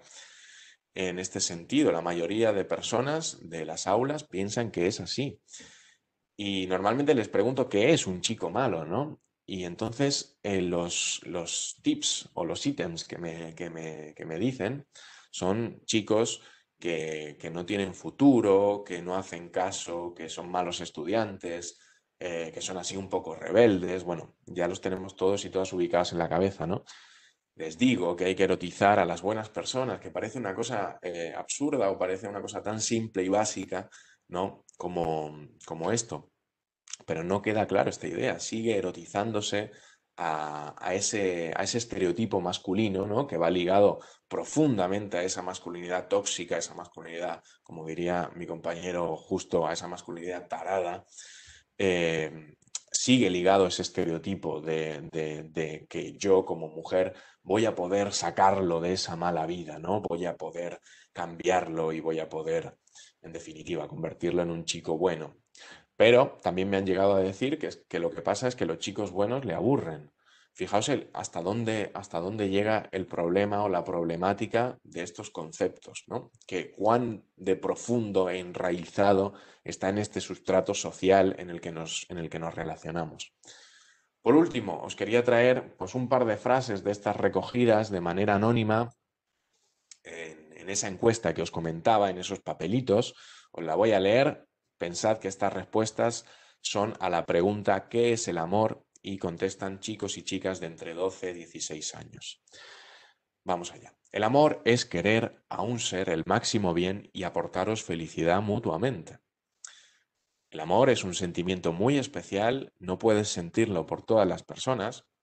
El amor es una cosa complicada. El amor es tener sexo con alguien. El amor es la unión romántica normalmente entre dos personas del sexo opuesto o del mismo sexo. El amor es un sentimiento variado, puedes sentirlo satisfactorio o perjudicial, depende de tu situación. El amor es sufrir, y vivir por alguien al mismo tiempo. El amor es encontrar a una persona que te quiera y no te haga daño. Fijaos cómo arrastran eso del sufrimiento, eso del dolor ligado al amor, cuando en realidad son conceptos opuestos. El amor es cuando alguien te quiere de verdad, se nota. Bueno, cuando alguien te quiere de verdad, se nota. Lo mejor es desconfiar de cualquier persona que muestre interés por ti. Luego, si de verdad vale la pena, te lo demostrará. El amor es cuando quieres a alguien tanto que lo darías todo por él. El amor es una relación de atracción que te puede hacer feliz, pero también sufrir. El amor es enseñar lo mejor de ti a otra persona. Y por último os he traído esta. El amor te hace cuestionarte tu manera de vivir. En el amor no es todo color de rosa como se ve en las películas. El amor es triste. El amor es triste y puede llegar a dejar graves secuelas.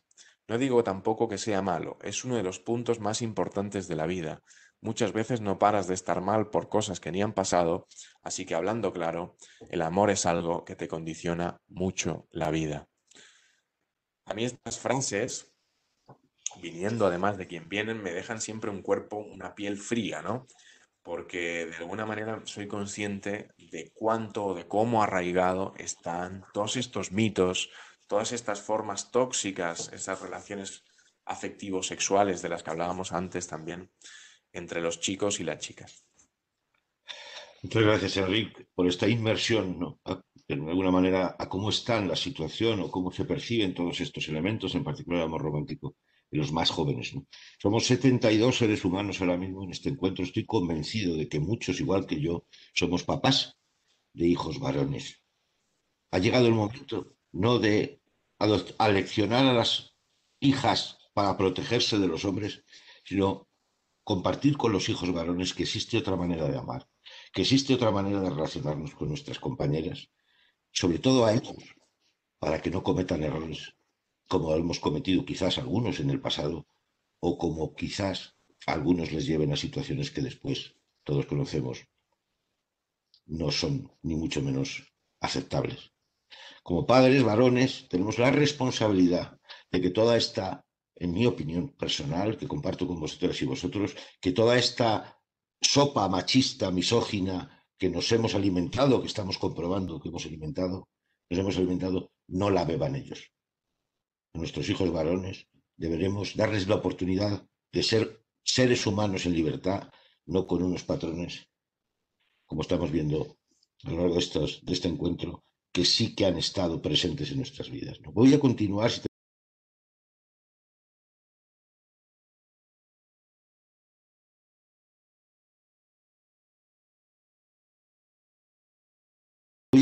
si te parece, Enrique. Vamos un poquito más rápido ahora. Sí. Voy a continuar con el siguiente apartado, que es el de la sexualidad tóxica. Voy a tratar de ser breve. Os voy a sumergir, os voy a invitar a que me acompañéis de nuevo un episodio biográfico. Quiero además que sirva de ejemplo de que no es verdad que los jóvenes y las jóvenes de ahora tengan comportamientos en este sentido muy diferentes a los que tuvimos. Incluso diría, en mi opinión, son mejores, pero en cualquier caso no son muy diferentes a los que tuvimos los hombres de mi edad cuando éramos jóvenes, adolescentes. Nos vamos a ir ahora a 1981, esos felices años 80, de la movida. Yo tenía 16 años y ahora quiero que imaginéis en un verano cualquiera, a este muchacho de 16 años con su cuadrilla de amigos, de amigotes, todos hijos de buenas familias, todos buenos chavales, que están celebrando una fiesta en un pueblo muy bonito de Cantabria, que se llama Santoña, que quizás conozcáis. Estamos en las fiestas del pueblo y nos hemos ido a ese pueblo desde Torrelavega a pasarlo bien en fiestas. El grupo de muchachos, una cuadrilla, un grupo de muchachos con muy buenas intenciones. Fundamentalmente las buenas intenciones, obviamente, eran conocer chicas, idealmente chicas turistas, idealmente recuerdo bien que teníamos especial predilección por las madrileñas que habían visitado Santoña, a la costa de Cantabria, pues para pasar el verano. Y nuestra idea era lograr conocer chicas, lograr que además bebieran mucho alcohol para después intentar que ocurriera lo que teníamos todos en la cabeza. No nos engañemos, nuestra intención como grupo de muchachos de buenas familias era lo que llamábamos ligar y después que fuera lo que ojalá llegáramos lo más lejos posible.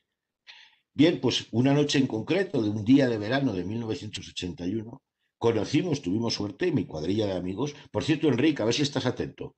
Si yo tenía 16 años, ¿cuántos años tenían mis amigos? 18. Exacto. Recordad que en esta vida mía personal, pues siempre iba con muchachos 2 años mayores que yo. Bueno, pues mis amigos que ya tenían coche, ya teníamos vehículo, teníamos, bueno, pues esa noche conocimos a un grupo de madrileñas, que además iban acompañadas por colegas suyos de madrileños y no había problema con la competencia. Entablamos buena relación.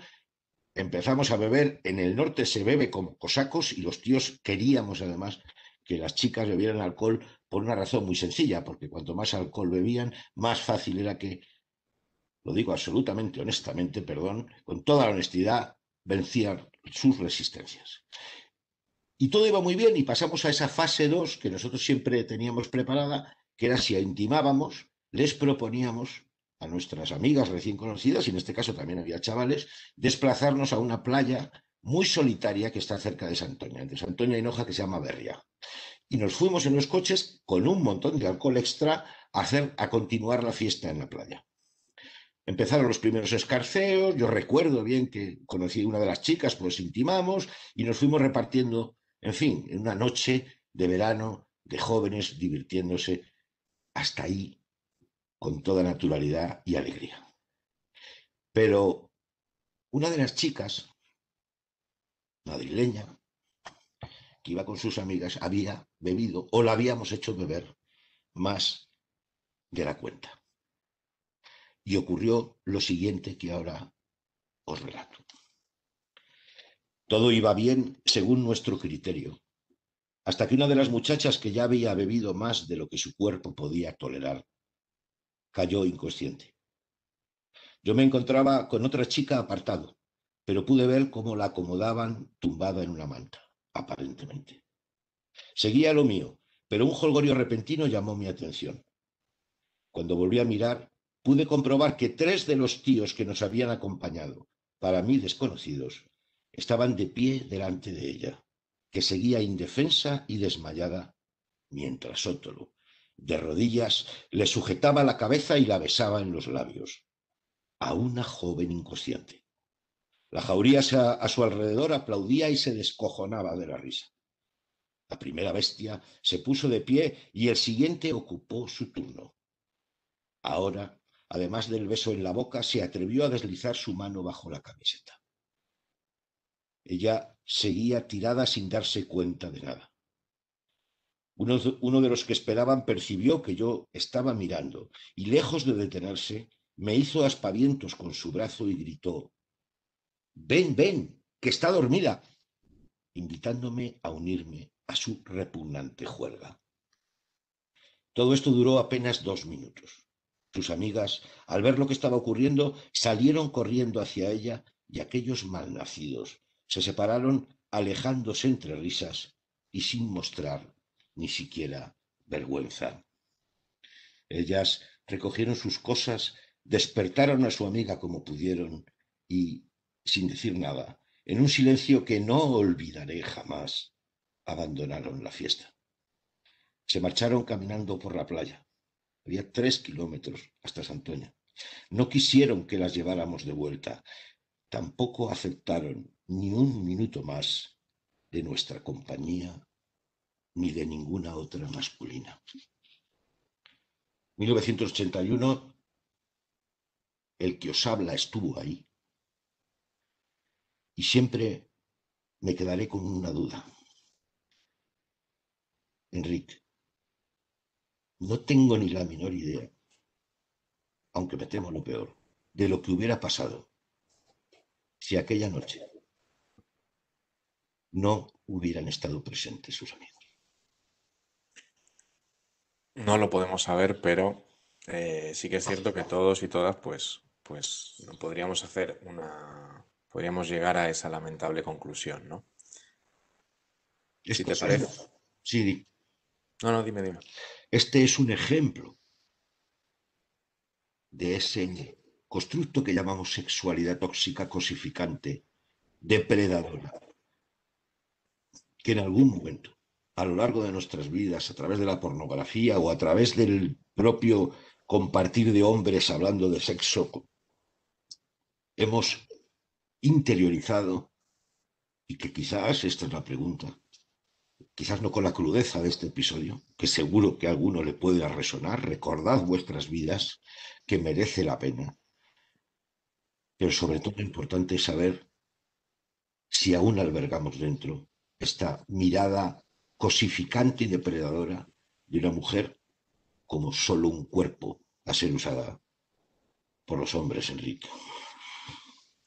Lo importante que, como tú dices, también esa introspección, ¿no? Es el localizarnos todos esos episodios de nuestra vida y no culpabilizarnos, pero sí responsabilizarnos, ¿no? De todo eso.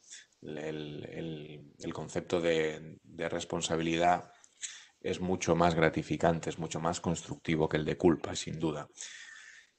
¿Te parece?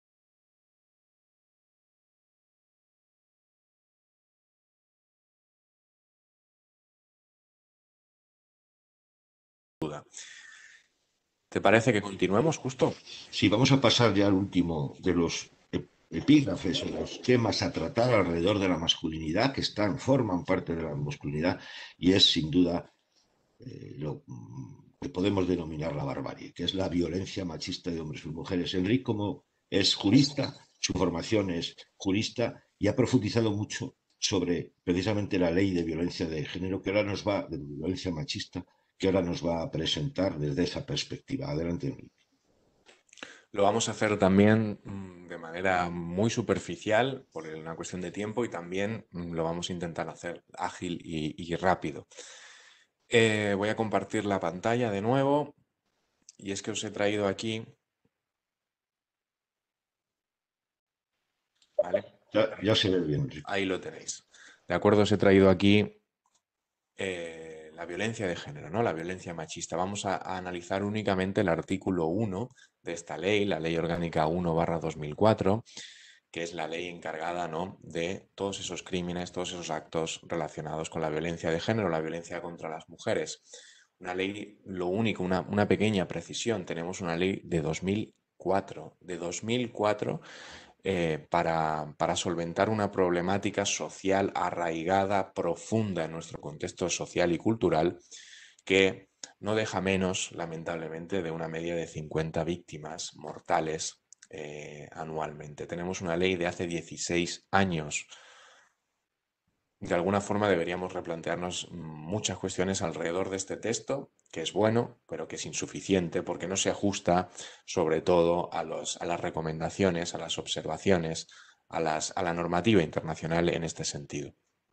Centrándonos en esta ley, porque es la que tenemos, la presente ley tiene por objeto actuar contra la violencia que, como manifestación de la discriminación, la situación de desigualdad y las relaciones de poder de los hombres sobre las mujeres, se ejerce sobre éstas por parte de quienes sean o hayan sido sus cónyuges o de quienes estén o hayan estado ligados a ellas por relaciones similares de afectividad aún sin convivencia. Este es el artículo 1, el artículo 1 de todas las leyes.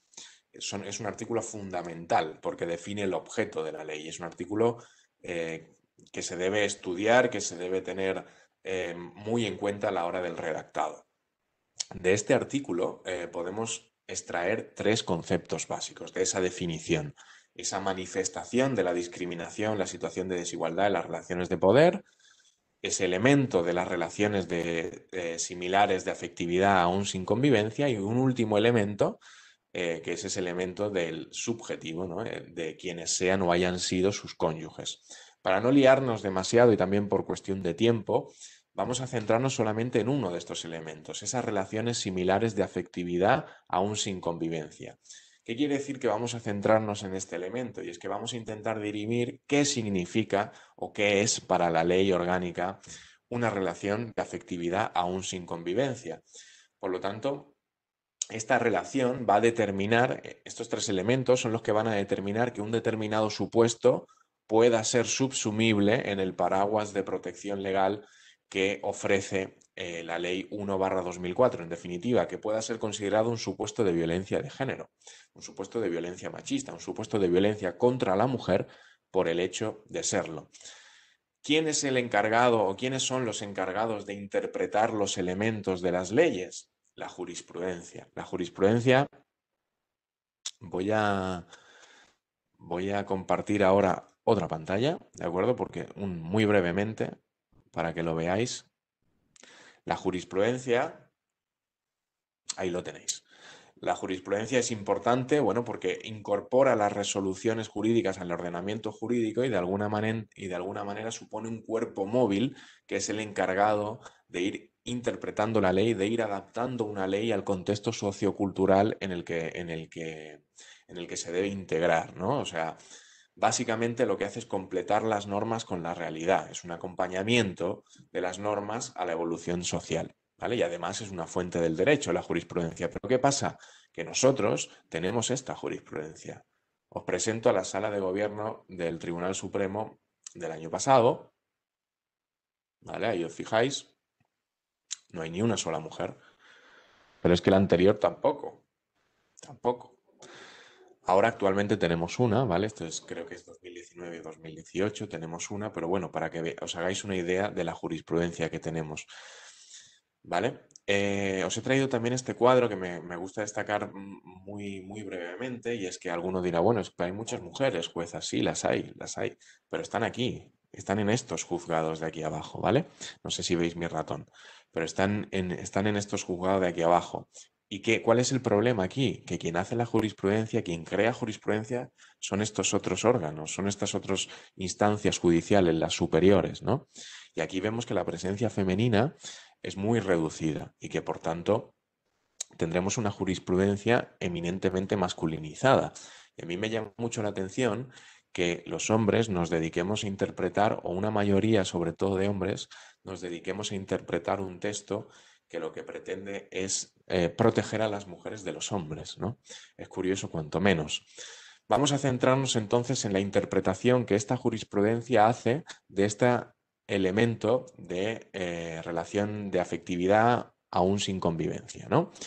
Como en todo en la vida, hay criterios más restrictivos y criterios más amplios. A mí, deciros que no me convencen ni los restrictivos ni los amplios, porque los considero que están muy cerca unos de otros. En cuanto a los criterios restrictivos, y lo vamos a pasar muy rápido, son aquel sector de la jurisprudencia hasta hace muy poco mayoritario, que pensaba que para que exista una relación de afectividad debe haber elementos que en términos sociales permitan identificar esa relación como similar, análoga al matrimonio. Es decir, imaginaros la cantidad de supuestos que quedarían fuera si la analogía se hace con el matrimonio, y más con la evolución de la forma de constituirse las parejas que va pasando, ¿no?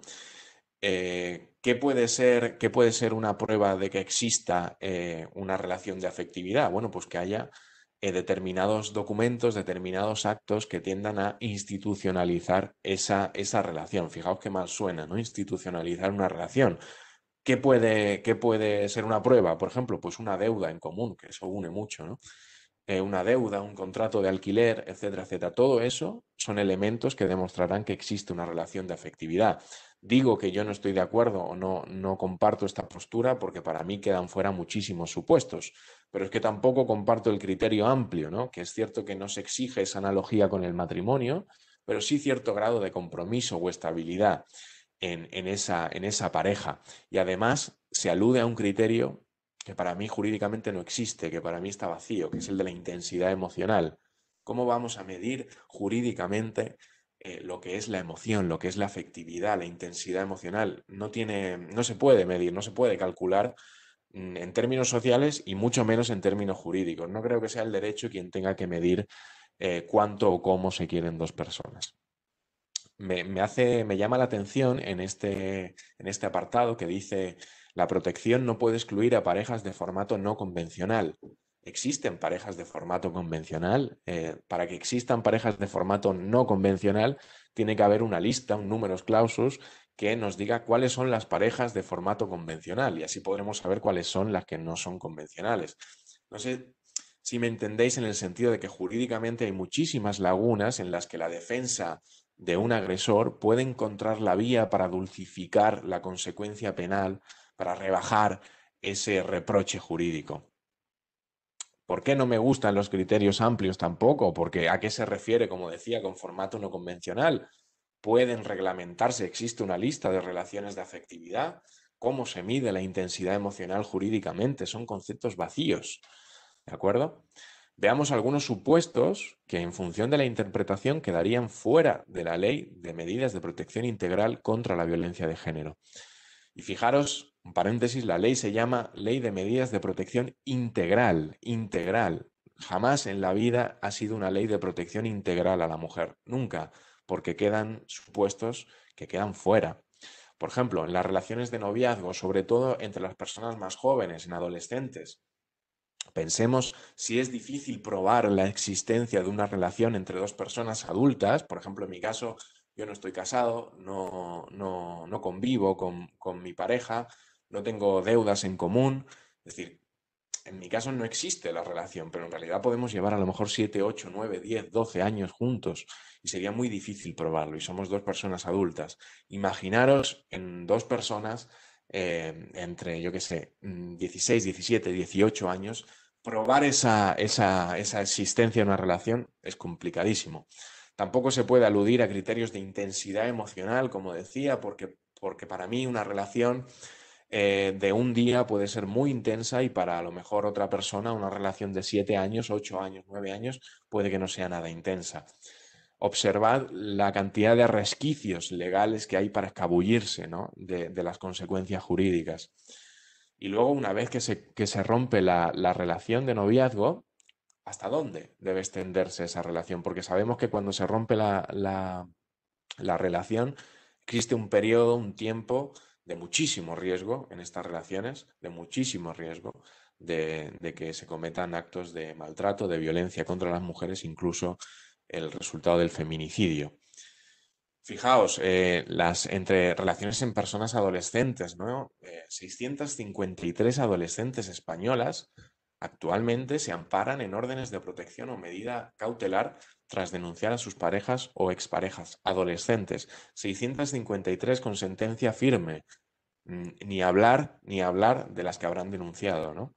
Lo que supone este dato un incremento de casi el 15% respecto a los anteriores registros y es el porcentaje más alto de la última década.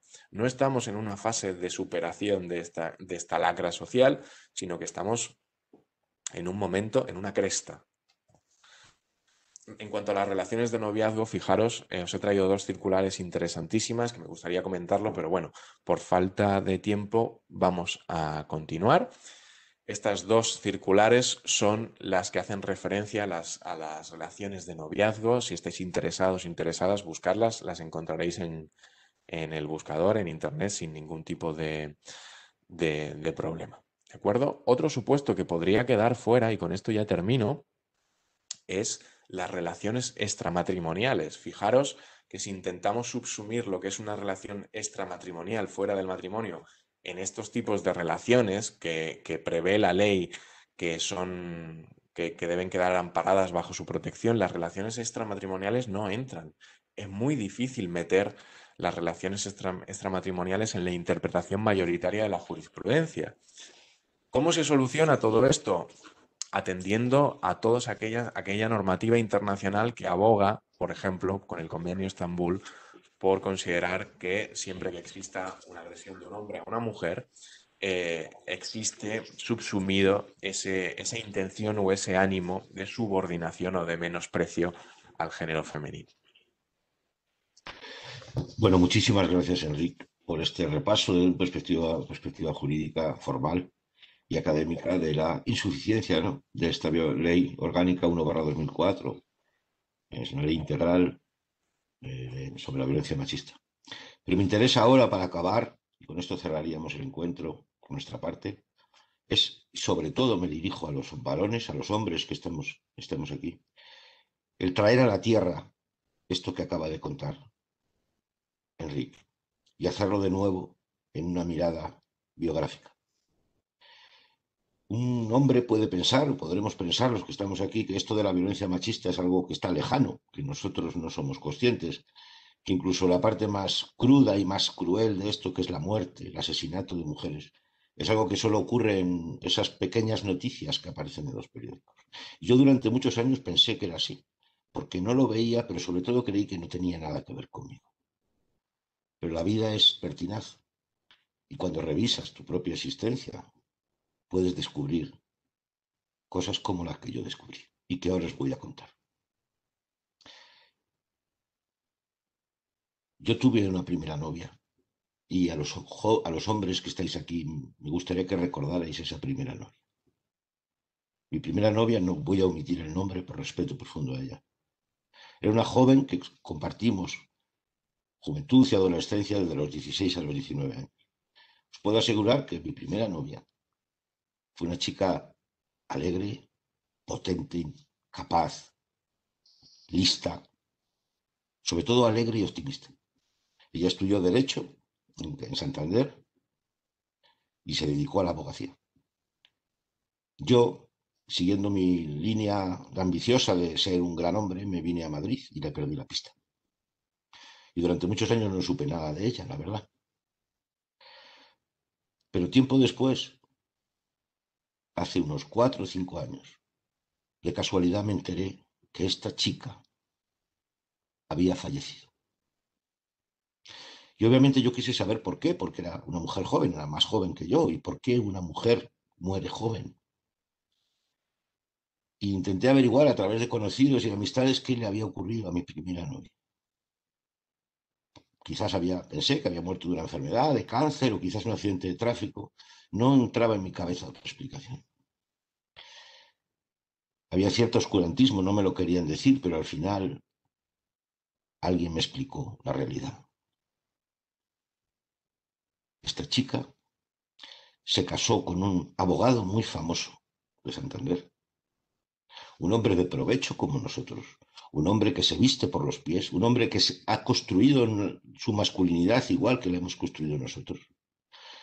Y con este hombre, esta mujer, esta chica tuvieron un hijo.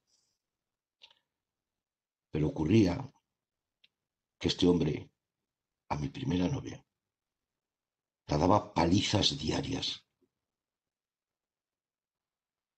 Y ella no lo pudo soportar más.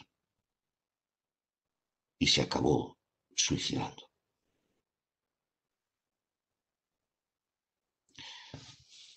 Tiempo después, yo quise, y como hago siempre, dedicarle un homenaje especial a mi primera novia, una mujer real, que la violencia machista le arrebató la vida. Estas palabras que ahora os comparto. Como te prometí, hoy volví a la plaza de nuestro pueblo a comer pipas y a verte pasar. Después de haber llorado la mitad, quise buscar también las escaleras de aquel convento apartado donde tú y yo, al anochecer, pintábamos sus peldaños de besos adolescentes. Ahí lloré la otra mitad. Y es que me he enterado de que la muerte se te ha llevado de la manera más injusta que conozco. Por eso yo, para hacer justicia, 35 años después te vuelvo a traer a mi lado. Maldita sea, como nuestros besos, nosotros somos inocentes. Con todo mi corazón, descansa en paz. Y a ti, que como yo estás vivo y por eso puedes leer esto, jamás olvides que hacer el amor nada tuvo que ver con hacer el dolor. A ti, que mientras ella está muerta, tú sigues vivo. A ti, yo te maldigo. Todo realmente igual es más sencillo y menos complejo de lo que nos hacen creer a veces para no transformar las cosas. ¿Qué es que es tan complejo? ¿Dónde está la complejidad?